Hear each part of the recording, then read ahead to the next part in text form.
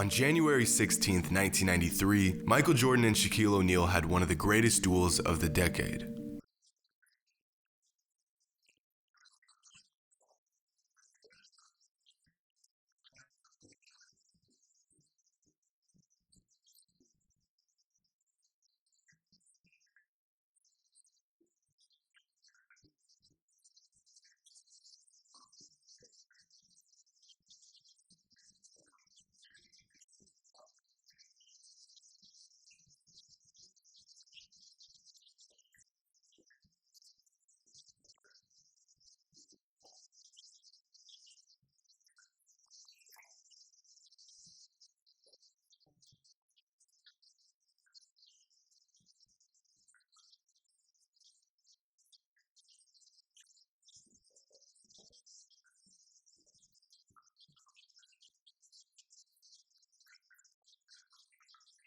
In a back-and-forth battle that went into overtime, Jordan dropped 64 points, and Shaq had a 30-20 game with 5 blocks.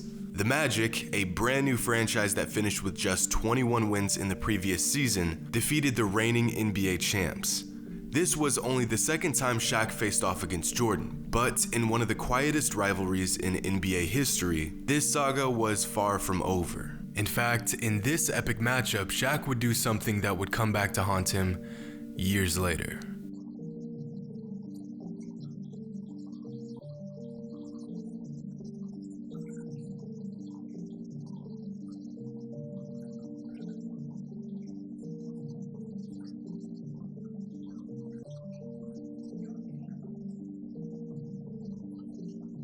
I can't let him dunk on me. That's not gonna happen. I had to touch him up. There's one I'm not getting dunked on. That'll be a poster forever, because Mike was the man at the time. So when I go to help him up, he said, don't ever help nobody up. Great foul. Don't do that, I don't need your help. But I'm coming back, don't you worry. While driving to the basket, MJ gets hammered by Shaq, a tactic that was just as much psychological as it was physical. Ever since Shaquille O'Neal stepped onto a basketball court, his message was to prove he was bigger and stronger than everyone else. That no matter how hard you came at him, he would come back 10 times harder. But in his attempt to get inside Jordan's head, Shaq inadvertently sparked a fire inside MJ that would later lead to a career-altering decision. In the early 90s, Shaquille O'Neal bullied his way into NBA superstar status like no other rookie had done before. In his first 10 games, Shaq was putting up stat lines that no 20-year-old rookie should be putting up. The basketball world knew he would be good. But this good, this early, was unheard of. In 1996, Shaq made the 50 greatest players in NBA history list in just his 3rd season at the age of 23. To put this into perspective, the youngest player in last year's All-Star game was 22. At the moment, these are the best 23-year-olds in the NBA. It would be an impossible stretch to say that any of these players would be considered a top 50 player of all time. In fact, only 2 of them have an all-star appearance. And yet, at this point in his career, Shaq was on the same list as the best players to ever lace up. But no matter how incredible Shaq was, as long as Jordan was in the league, he would be an afterthought in regards to the best player in the NBA. The conversation is always Kobe versus Michael, but while Kobe was trying to earn a spot on his high school's varsity team, Shaq was busy trying to dethrone a prime Michael Jordan. And after losing again and again and again, Shaquille O'Neal actually succeeded. After the 1992-93 season, Mike took his infamous break from basketball, leaving the door wide open for Shaq to take over the NBA. Just 1 season into the league, Shaq and the rest of the world were taken by surprise when a prime Michael Jordan retired from basketball. And with Jordan busy playing baseball, Shaq asserted himself as the most dominant player on the planet. Jordan leaving the game was the best thing that could ever have happened for a young Shaquille O'Neal. At this point, the Magic had established themselves as the best team in the East behind their young dynamic duo in Shaq and Penny. Each game getting one step closer to the seemingly inevitable fact that Shaquille O'Neal was going to be the face of the NBA for the foreseeable future. In the next 2 seasons, Shaq had turned a failing franchise into an NBA powerhouse. From 21 wins to 57 wins in just 3 seasons, topping the East in 1995. averaging 27, 13, and 3 while earning 2 All-NBA team selections, a Rookie of the Year award, and a scoring title at just 22 years old. This was his time. He had the team, he had the talent, and Mike had vacated his #1 spot. How could you possibly stop a 7-foot 1-inch, 300-pound freak of nature? You wanted to get away from the media. They had no more challenges. Less than 2 years, you're back. Just at the moment Shaq thought he was free from Jordan's reign, Michael decided maybe basketball was a sport after all, and returned to the game in the spring of 1995. And that fast track to the NBA Finals just took a detour for Shaq and the Magic. But the last time Michael played Shaq, the Magic weren't even a playoff team. Now, just 2 seasons later, they were the best team in the East and had all the ingredients for a future dynasty. Meanwhile, the Bulls were recovering from their Jordanless year, and for the first time since the 80s, the Bulls didn't look like the obvious favorite. In the 1995 NBA playoffs, 2 years after their last matchup, Shaq would finally get his chance to officially snatch the torch from Jordan. And he did just that. Big guy gets it there. O'Neal with the fadeaway, and it's now 7-2, Magic with a lead. Looks for the lob, and Shaq drops it in. Starts to back in. Will comes over to help, and you can't do that. No, the Bulls side for Shaq. O'Neal, jump hook. And he's 2 for in against Shaq. Try to adjust in the air, and he will. Goes, Shaq with a steal. Tries to go length of the floor and slams. And he does. What a big play by Shaquille O'Neal. The big guy, O'Neal, tosses it in. Backs it in. O'Neal throws it in. Basket by Shaq. On the floor, Shaq, and that'll do it. O'Neal with the slam. And the Orlando Magic are going to win this series over the Chicago Bulls. The Orlando Magic here come into the United Center in Chicago and defeat the Chicago Bulls. For the first and only time in his prime, Michael Jordan and the Bulls were knocked out of the playoffs. The once unbeatable team had fallen to a 22-year-old Shaquille O'Neal and company, and Shaq's master plan had finally become a reality. A run that shocked the basketball world and even Shaq himself. I'm studying him because I want what he has. Studying how the refs treat him. I'm studying how he's talking to his teammates and they respond. I'm studying his relationship with him and Phil Jackson. I'm studying how the opponents look at him and fear him and all that. I definitely want that. He was the best in the game, and I wanted his spot. Keep in mind, this is a Michael Jordan a season and a half removed from basketball and only 25 games into his return to the league. A 32-year-old MJ who hadn't quite gotten his touch back and was still adjusting to the hardwood, and he's putting up 31 and 7 a game on one of the best teams in the league.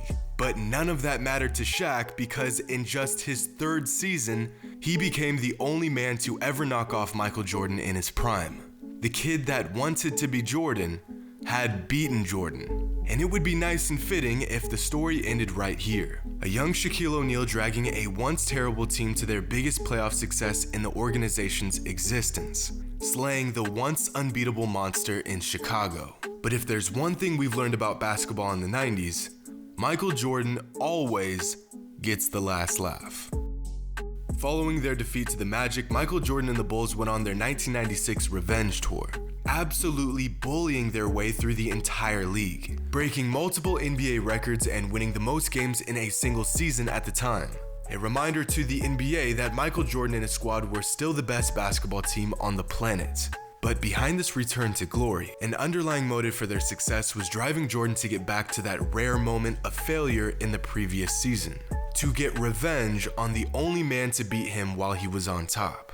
Following a regular season where the Bulls won 2 of 3 matchups against the Magic, once again, Jordan and Shaq were set to face off in the playoffs, this time in the conference finals to decide who would go on to fight for a championship. Shaq thought it was his time, but Mike had to remind the Diesel that his time was up. Michael has seen his teammates rise to the occasion, playing with the fire and determination that is the Bulls 1 win away from a trip to the finals. But one giant roadblock still stands in the way. お前はもう死んでいる。何? Defense to start this ballgame out. Something different. Trying to set up O'Neal. John is guarding Michael Jordan, who shoots Coach and Bushler. Michael hosting up Bowie. And Jordan with the rebound. Bullied with the rebound. Stolen by O'Neal with Jordan. Have gone by in the third. Nice move by Utah. Jordan. Doesn't get an opportunity here. There's the hard spin again. Yeah. Anyway, gave him the middle. Jordan operating against Bullied. Yes. Jordan to the fade at 6. Jordan getting trail most of the way. Jordan. Chicago. Jordan with 3. Michael Jordan with the pull-up. Yes.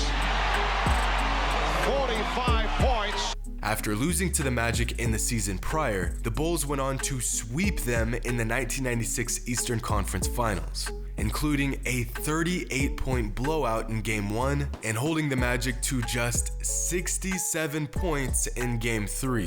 In the 1995 playoffs, the Magic won by an average margin of just 1.25 points, winning the series in 6. In the 1996 playoffs, the Bulls won by an average margin of nearly 17 points. A beatdown of historic proportions. To put this series into perspective, the 2017 Warriors had one of the most dominating runs in NBA playoff history, going 16-1 on their path to a championship. In the finals, they nearly swept the Cavs, winning by an average margin of just 8.5 points. Jordan and the Bulls didn't just beat the Magic, they absolutely buried them in their own building. But despite getting swept, Shaq still held his own, putting up numbers that make you wonder how such a great player on a 60-win team could get walked like this. Oh, yeah. They were playing the best player to ever touch a basketball on the best team in league history. But Jordan's beatdown on Shaq doesn't end there. See, from 1992 to 1996, the Orlando Magic were quickly becoming one of the best teams in the league, getting better every single season. They had a prime Shaq, a prime Penny Hardaway, a borderline all-star in Nick Anderson, and a 3-time champion in Horace Grant. The most lethal offense in the NBA, and they were fresh off of a finals appearance. They had all the tools to make a run at a championship for several seasons. But, of course, this never happened. Despite finding success in Orlando, Shaq took his talents to LA, and, of course, the rest is history. But one of the biggest what-ifs of 90s NBA is the Shaq and Penny duo. The idea of Shaquille O'Neal taking a new, underwhelming franchise to the promised land and rising up as the new face of the league. Now, there are several reasons as to why Shaq left the Magic, but one that is rarely addressed was his virtually unspoken rivalry with Michael Jordan. Was Shaq dodging Michael Jordan? Well, I wouldn't go that far. But the Diesel was, without a doubt, shaken up by MJ and the Bulls. His ego was hurt, and he knew that as long as he was in the East, and as long as Jordan was playing basketball, he would never be the guy. But in hindsight, Shaquille O'Neal's shortcomings at the hands of Michael Jordan were actually a blessing in disguise for his career. Because after going toe-to-toe with MJ, every other player, every other team was, in Shaq's words, barbecue chicken. Mike is the guy that taught me how to go to the next level. Walking off the court, Mike grabs me and says, before you succeed, you must first learn to fail. And that helped me out when I made the move to LA and kept failing, and it came to the point where we got to win. Because that's how I became who I am today. So, although we can thank Michael Jordan for dismantling this team and stripping us from the most lethal young duo of the 90s, we can also thank MJ for running Shaq out of Orlando and giving us this. Some rivalries have been cemented in history books because of the impact they had on the game. Others were so subtle that they virtually went undetected. With MJ out of the picture, a young Shaquille O'Neal thought he had the league on lock, that the throne was his for the taking. But Michael Jordan gave him a harsh reminder that the crown wasn't his quite yet. Hope you guys enjoyed, and as always, until next time.